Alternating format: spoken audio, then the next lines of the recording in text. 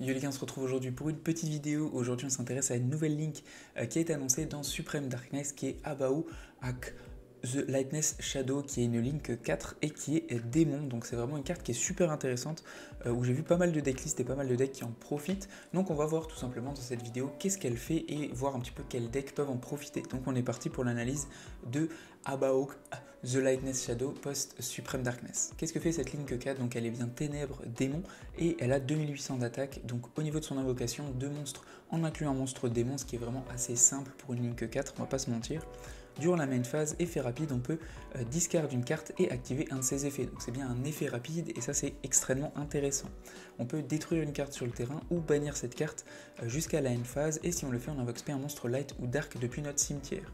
Donc encore une fois, déjà rien que cet aspect de carte est extrêmement fort, dans le sens où le tour où elle arrive, vous la bannissez, vous avez le droit à une spé d'un monstre light ou dark depuis votre cimetière directement sur votre terrain, donc extrêmement cool, et en plus elle revient à la end phase, et pendant le tour adverse vous pouvez discard 1 et reprofiter de son effet pour détruire une carte de l'adversaire, ou avoir encore une fois une spé depuis le cimetière, donc c'est quand même extrêmement intéressant. Durant la stand-by, on va pouvoir piocher des cartes égales au nombre de types différents de monstres dans notre cimetière et placer le même nombre de cartes depuis notre main en dessous de notre deck dans l'ordre qu'on veut. On ne peut utiliser chaque effet de Abao qu'une seule fois par tour.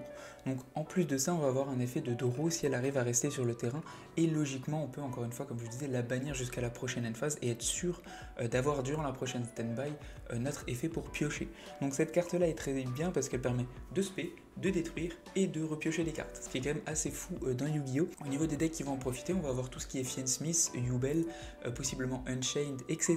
Donc tout ce qui est démon un peu méta, mais il y a aussi des choses qu'on voit pas forcément qui sont très intéressantes, comme par exemple Dark World. Dark World joue bien des monstres démons, on peut aller sur elle extrêmement facilement avant d'aller sur Saruya, mais ça va tout simplement stabiliser le fait de pouvoir faire des gros combos avec des discards chez l'adversaire, etc. Donc c'est extrêmement intéressant pour tous les decks démons qui ont possiblement beaucoup d'invocations, donc Dark World pour moi c'est celui qui va absolument le plus en profiter de cette nouvelle carte. Merci en tout cas d'avoir regardé, n'hésitez pas à me dire ce que vous en pensez. Ciao ciao, à plus et abonnez-vous.